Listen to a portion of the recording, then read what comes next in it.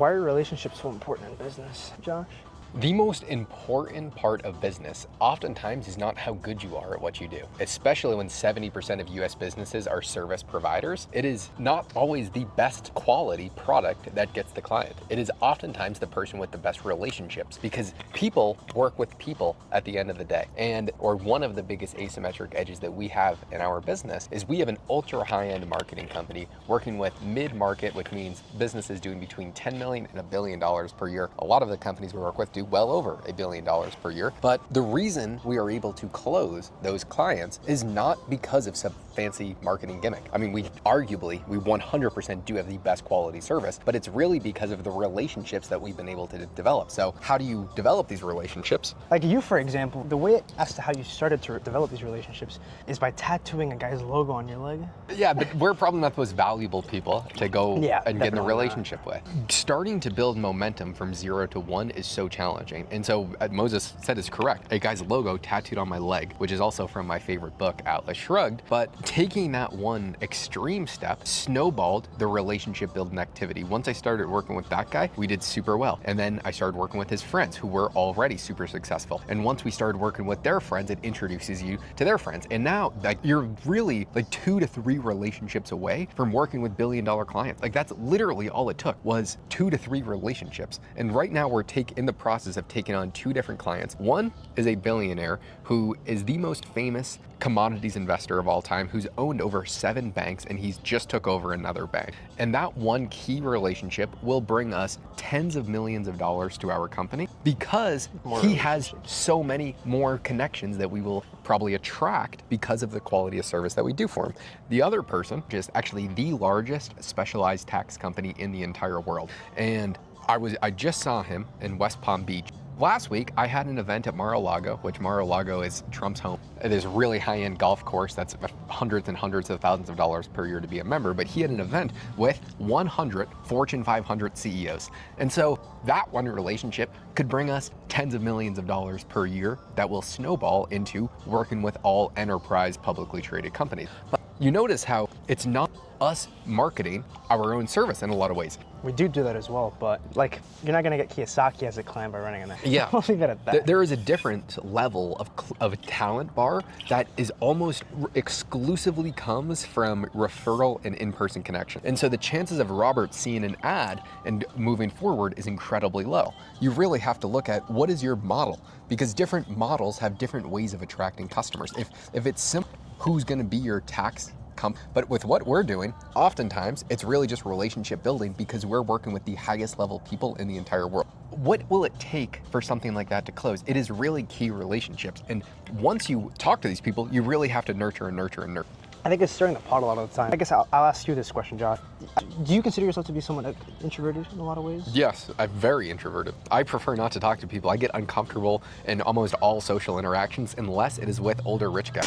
For some reason, that ICP, I love talking to them, mainly because I'm hyper curious and interested to see how they're hardwired. The amount of people that actually take interest and listen to someone is very low. And so because I'm genuinely interested in what they're saying, and I genuinely want to know and ask them questions and become a bit better business owner, I am very interested, which leads to those types of things being easy for me. If I went to a bar with other 20-year-old kids, I would have the most intensive social anxiety in the entire world. I'm curious, if you had to restart to get the network that you have today, how would you go about it? Just go to a networking event and fucking talk to everybody? Honestly, going to a networking event is hyper beneficial, but you have to know what you're talking about. Yeah. So I was going to macroeconomic conferences, and I was paying, and I was very interested and studious of macroeconomics. So I could speak at a high level what these guys were talking about, which made mutualistic beneficial relationships. If I was going to a network event only thinking, what can I get out of every single one of these people, you would have no opportunity. And that's what a lot of people do. A lot of people are going to these events to just try and pitch themselves on other people. But what does that do? It puts their guard up around you.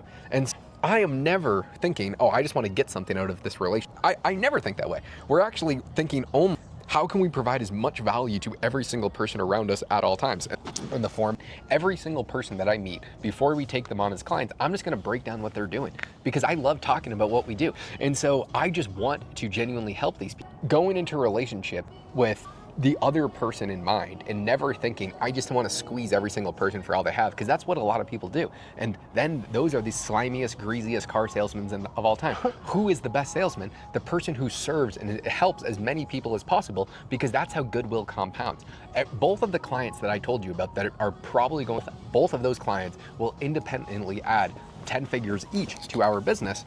Not 10 figures, $10 million plus to our business. Is they were both referral clients. And it was our clients going out of our way to make introductions to these people. Why would they do that? One, because we operate at the highest level of integrity. Two, we show them the best results in the entire world, and we're constantly trying to get better and produce as much results for them of all. Another thing that, especially at that level, is, for example, use Gammon. I don't think Gammon wants to talk to an incompetent. He doesn't want to talk to somebody who's not good at something. The people at that level, at least from my understanding, is they like to talk to experts. They like talking to people who are good at something. Who are the best in the world at what they do. When they would rather solve a problem with money than incompetency, because they have the money. And so they would rather be with the world-class expert. You know what's very hard? To be a world-class expert. Or I'm curious, I also think it would take longer, but I personally think if you start obsessing over something, you become good at it, it's a matter of time before people start coming up to you and asking you. And people will go out of their way. You will become, I guess you could say, like George Gammon, but people like to talk to him. People go out of his That's because of his brand. Yeah. And so because he has a brand, because he put himself out there, the hard part is if someone is starting out, you need to put yourself out there in some way, shape, or form. If you just want to be a world-class expert, you can, over time, get people attracted to you if you talk about what you're doing and publishing it somewhere, because the ICP, the ideal customer, will eventually find your expertise and want to work with you. Absolutely, that will happen. But if you're looking to expedite growth in the quickest way humanly possible is what we're talking about, because we are doubling our business every single quarter. And to have that much excessive amounts of momentum, you really need to snowball and take on a lot of clients very quickly. Yeah, I actually think a lot of people tend to overthink the operations from what I've seen. It's really just having the proper people in place. If you have the proper people in place, the company will operate. Unless you're scaling like I don't know, if you're a Fortune 500 company, then you actually need a specific car. But if you have, at least as to how we're doing it right now, I won't release all the sauce, but we have stations. Every single part of the business, scripting, the funnel creation, all of it is a station. But what a lot of companies will do is within each station, they'll have strict SOPs because they hire incompetent people. They don't hire good people. So they need to have very, very strict guardrails and guidelines to give these people so that they follow them. So what we do is we give people complete reign and complete freedom, and we give them deadlines for it. Yeah, I mean, it's really, operating a business, at least in my perspective, is not as difficult as people think. It's just having good people in place and have very clear expectations. So then how do you find good people? That's the hard part. I think branding's for sure one of the biggest competitive advantages. You, for example, all the people that which you found.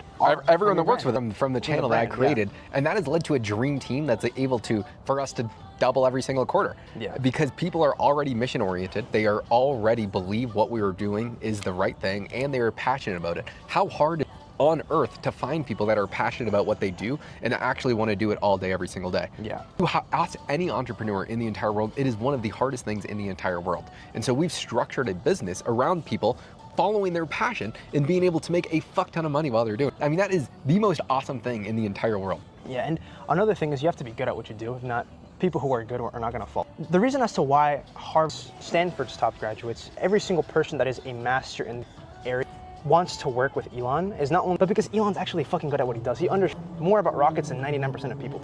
So that's another thing. A good creative, and I want to work at our company if we didn't understand how to, like, what made a good video. That's the leader goes, it really has to come tops down, and then the company grows from the bottom up. Yeah. And so people follow someone, and so you have to be someone worth following in a lot of ways. You have to have a mission that incredible people need to get behind, that is so incredible that regardless of you being there, they want to achieve that. But they need someone that is guiding the way. And so that is really the role of the business owner. And then putting the key positions to make sure it happens. And then something that I have personally noticed with every single person that we have that conquers and that dominates in their area is they go above and beyond. They do not allow them, and nobody in the company does this anymore because we've leaned out a lot, but nobody in the company is always asking like what to do. Like they go above and beyond. They look for problems to solve within the company, and they actively try and come up with solutions to that problem without Josh or anyone in the company asking them to do so. So I guess that's what Naval says, that's called the principal mindset or founder's mindset, having a company of founders. And then having everyone's incentives aligned. if the whole is benefited by each person acting in their own best interest, because everyone at all times is going to act in their own best interest. And if you have an incentive program to where every single person acting in their best interest, producing the business the absolute best result, that leads to a lot of exponential growth. Because me and Moses are just experts at what we do, but we can only do so much work. We would tap out at 20 clients probably. So you need a team of people. And so what would be higher leverage for me and Moses to do all the work, or to hire incredible people to train that talent and go and get 20 clients per month? Well, what's going to make way more money is getting 20 clients per month. So you have to know what is the highest level thing to be working on, regardless what you are best at working on. And so sometimes having a business does suck. And we have an ability for people on the team to be making more money than if they ran their own business. And the problem with running a business is you have to be able to do everything. And that's why I actually think our company culture at scale is only going to get better, because we have an opportunity for people to do their dream job, which is not running but they can still make $1 million plus per year doing something that can continuously get better at over time. At scale, especially whenever you're growing a company, I think as a founder and as a business owner, most of your time should be going to these three things. Finding the right people and hire. I think whenever a company delegates hiring, that's when the company starts getting diluted. Because let's just say you hire a talent agency. The talent agency is not going to understand the company culture as good as a founder is. So I personally believe, people can disagree with me, I think delegating hiring is the last thing that a founder should do. Especially whenever you're, 100 employees? What do you think? 1,000 employees? I don't know. We don't have 100 employees yet. I guess you could say like a key role in the business. Or Jan, for example. Jan understands a company. He's someone who understands the culture well enough to the point where we would have trust in him to hire somebody. But hiring. Another thing is strategy and pointing the business forward and seeing as to where it's going. So a strategic move that we made very recently is moving all the editing flows and everything in-house. And another thing is we decided to break up our pricing into 3 different tiers. So like that, top level strategic thinking is stuff a founder. I think if you can find good people, have good incentive, and point the company forward in a way, I think those are the top 3 things allow for you to actually grow a company. Yeah, I would agree. I would say someone has to get more revenue. And so all of that would be good for maintaining a business. Yeah. You really need revenue generating stuff too. Like pointing the company in the right way is getting, I think that's a pretty big one as well. But yeah, there's 2 things in our company that matter, and that's servicing the clients and getting them the best results possible, and actually getting the fucking clients. Yeah, having if you don't have a business, if you are not increasing revenue or decreasing cost. Yeah. And we've been more hyper militant about reducing cost because we had a little freeze time when we weren't taking on a lot of clients. So it allowed us to take back so much slack. Now we're back into grow mode, but we're growing from a much better position. Yeah, and then a big thing as well is people, at least something that we're trying to actively do, is systematize building up the pipe. I think we have one of the best affiliate networks in the world, or we're starting to have one of the best affiliate networks in the world, because we charge premium price.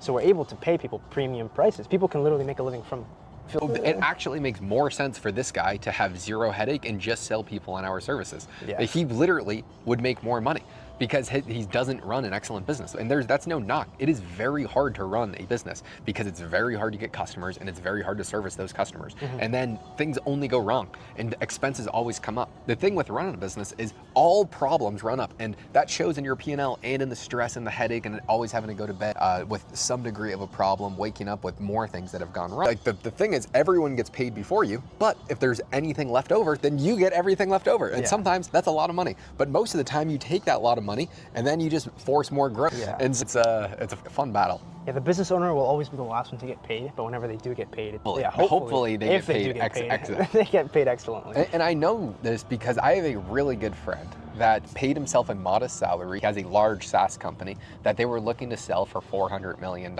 They chose not to sell. SaaS sales went from a 10x multiple of revenue. So if they were doing $40 million per year, which is what they were doing, they had an offer for $400 million. The multiples have gone down to 6 or 7 because the economy slowed down. AI has reduced competitiveness of SaaS, so you can turn it around a lot quicker. So that same $40 million revenue company is now only worth $240 million, which is a drastic difference. Yeah, it's a 50% drop, but because he does not have a high cash flow business, he sees that. Whereas if our company valuation went from $40 million to $20 million, we wouldn't see any difference because we're not looking at an exit and we don't have to raise money. This guy has to raise a ton of money. And so if he was raising money at $400 million, his investors are saying, dude, what the hell are we gonna do to turn this around? We're down 50% on our money. Where we are privately held. We do not plan on taking on investors, and we just focus on cash flow. So if we're worth $20 million, we're making at least $5 million per year, which is really what is the backbone of having a good business. Where this guy, there's no knock on him, but he doesn't have cash flow because it's just all expenses. Yeah, and I don't feel now. There's a lot of founders that have exited that are making a lot of money, but any founder that I personally want to be like that went into business looking for an exit. I hate the terminology like go into a business, scale it, and every single founder we have studied, especially if anyone listens to Founders Podcast, is there are trends that all these guys follow. And the most common trend, besides being cost effective and besides being obsessive over their efficiencies and over their costs, is they stick to something for long enough. Bezos, Musk, Jobs, every single top level founder that has ever graced the earth and has actually made a large impact on society and on humanity has never gone into a business looking to exit. They've stuck to it for a very, very long period of time, and they have something that most people don't have: focus and discipline. Because every single person that sticks to something for long enough always ends up winning. And the people who have a longer term horizon in terms of as to where they want to go always end up winning and always end up making more money. Just think about it. Let's say you had to dedicate the next 30 years to your life to something. You were not allowed to quit. No matter what you do, you have to continuously do this thing. You cannot take on any outside distraction, and your only goal was to grow it. Over the first 3 years, it doesn't even matter if you don't grow it. What are the probabilities if you're just getting better at something over time and you're continuously compounding? Eventually, luck is going to strike. It is either going to be macroeconomic wins that just take it, or it's some new innovation that you find because you were working on the craft for so long. In so many ways, just time and volume negate all luck. And everyone that's been in business for over 30 years, you look at them and say, how the hell is this guy making $50 million take home per year? Well, he worked for 29 years, and on the 30th year, it compounded into something that is just producing so much cash flow. That's the beauty about business, is you can be wrong 1,000 times and strike gold one time and be set for the rest of your life. That's the beauty about like just sticking to something for long enough, is you get enough feedback loops and enough iterations. You're able to pick up on the things that are working and able to pick up on the things that are not working and do more of the stuff that is working. And if you do that for long enough, you will eventually become successful. Not as complicated as people think, it's just a math game. If you stick to something for 10 years and you do not repetitions, but you do different attempts and different tries at something, you will figure out which one of those tries is making you the most money and you will do more of that. So stay focused, iterate. It's not necessarily 10,000 hours, but as Naval says, 10,000 different attempts and 10,000 different iterations. Just stick to your first principles and don't overcomplicate things. What a lot of companies will do, obsess on like intricacies and the little details, which, don't get me wrong, the details are awesome, but at the end of the day, the way as to we should build a skyscraper is by building it from the ground. The trees that last along aren't the ones with the biggest leaves and with like the coolest leaves. It's the ones that have the biggest support and the biggest foundation, which allow for it to grow 100 feet tall and outlive every single other tree. So build from the foundation and obsess over the first principles. And if you're just obsessed with money, you will never have it. This week, we are about to double the company's revenue. All the clients that we had in the pipeline, they're starting to flow through. The contracts are starting to get signed, and we're starting to get them onboarded. And there is zero thought process that, oh, there's going to be more money coming in. The only reason why I'm excited for more money is so we can hire better quality talent, so we can fund more growth, and so we can have a better quality product or service and provide more benefits to more people. But at some point, you're going to realize that no excess income is going to have an excess benefit to how you think about the world. You just don't think about cost, and there's nothing that you really walk by and say like, okay, like that's too much to afford, and you just eat whatever you want, you travel wherever you want to, and you have some freedom. But it is going to be very challenging if you only think money to make a lot of money. Whereas if you only think about providing the highest quality service to the most amount of people, money is result of doing that. Every single founder as to which we've ever looked at that makes the most. I love Steve Jobs because he started Apple not with the intent of becoming a fucking trillionaire, but with the intent of driving humanity forward and leaving an impact on society. He loved humanity more than most entrepreneurs do. I can't say that for every single business. Having stuff is also awesome, though. Yeah, I mean, we can't. Buying a cool car is fun. Clothes are nice. Traveling is awesome. Yeah. And anyone that says that doesn't matter is completely lying to you. It is so much more fun because the stress is just different. The stress is, okay, there's a bunch of people that need to support. There's a bunch of client responsibilities. The problems are not monetary thing. The only thing is more disappointment when things are bad. My expectations for things have just gone up to a point that are unrealistically high. And if food is not exceptional, I'm disappointed. If the things that I'm doing are not exceptional, I'm disappointed, it's no longer going above and beyond. Whereas when I first started to get in the rooms and I first started to fly private or go to super nice restaurants, every single time I went in, I was like, oh my God, this is awesome. And I would literally freak out and say, this is the best thing in the entire world. But that is the expectation going into everything. And so it's great to do it, but it loses a lot of its pizzazz. Yeah. And so the things that I really like are the sun. I really value getting good sleep. I try and prioritize getting at least 8 to 10 hours. I really prioritize going to the gym. I'm not willing to stop doing in exchange for more money. Yeah. If you got anything from that, is don't go into business only looking for the money. Look to actually provide value to the marketplace, and the money will come. Like, who was it? Yeah. David Serna says is the founders that go into it not with the expectation of making the most money, but providing the most value, are the making the most. And I full transparency, I went into this looking to make a lot of money. That was my only objective. I was broke, and I said, I do not want to be broke. Yeah. I want to have complete freedom. But when you scale, it would have been very easy for me to stop working when I was just a solopreneur, not having any overhead, making $30,000 per month. There was nothing that couldn't really get bought at that point. At $30,000 per month take-home cash flow, you are free. You can travel wherever you want. You can stay at any restaurants. You can do really whatever you want outside of flying private and staying at maybe the Four Seasons 30 nights per week. But you are free at that point. Anything past that point, I think, should be out of passion and wanting to grow something. And then so much more money. And then what happens is you don't even have a desire to spend. There's the desire to spend money is not as hard as it is to grow a profitable business, because the process is so fun, because the amount of breakthroughs we have on a day-to-day basis, it's like leveling up in a game, and we are leveling up so fast, and then that levels up the quality of people that you can hang out with. I personally really value spending time with the highest caliber people. But guess what? The highest caliber, smartest, most successful people want to spend their time with the highest caliber, most successful people. So you have to be an equal and not just a munch. Yeah, it's rewiring yourself. I noticed that my biggest breakthroughs came whenever I stopped caring about the money as much. But yeah, I went into this wanting to make money, but I didn't start like enjoyment from my work till I let go of the money, and the money kind of just came to me. I guess you could say people call this a law of attachment. It can rewiring yourself. It's not an easy process, but when I kind of tap in more, I guess you could say more abundance-like type of mindset, that I would have guessed. The money is infinite. Yeah. Last week, I was in West Palm Beach, and one of the guys that I was hanging out with lives in St. Bart's. He has a $50 million house in St. Bart's that he rents out between $250,000 per week to $500,000 per week with a 2-week commitment. Peak season in St. Bart's is January during New Year. And he was at his favorite place, which is the Eden Rock, which is this really nice hotel where they have all the things. And he said the table next to him spent $800,000 on lunch, because I was asking him if he had like more monetary goals, and he just said money isn't real. It's like the people that have it, and if you're around the flows, it's impossible not to make money. Think about this. This person spent $800,000 on lunch. They had these mega bottles of Cristal, which is this super fancy champagne that they were just bringing over to this massive table and drop. Guess what? They're going from that $800,000 lunch back to their $150 million yacht, going back out for dinner. And then they're doing that every single day.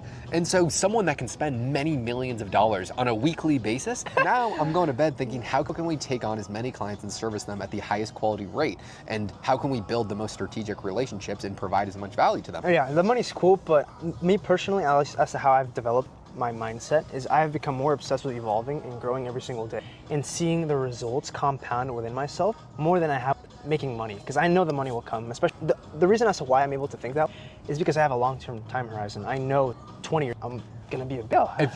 If tomorrow we lost every single, it would be so easy to make it back, because the confidence that I would have in our ability to grow someone else's company would be so easy. To go to one of our friends and say, hey, your business does $10 million per year, you're going to pay us nothing, but if we can take you to 20 million, we want some upside. And because there's such an abundance mindset, I can provide undeniable value to someone, and I can guarantee it, and there's zero risk to them. The risk of losing everything is very little. Like, the only risk is not taking any.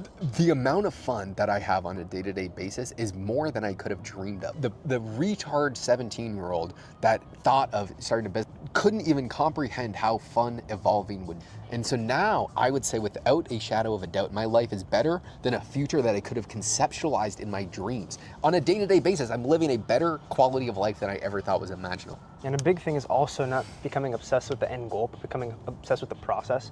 A lot of people think that hitting $1 billion is the end goal, and you having $1 trillion company is the end goal. And in reality, most of the fun and most of the experiences that you're getting are the process. That is life. That is why you're doing it, not necessarily for the set outcome, but for the journey, for the people that you meet, the experiences that you go through, for the people that, I already said the people that you meet, but just the experiences that you go through in life.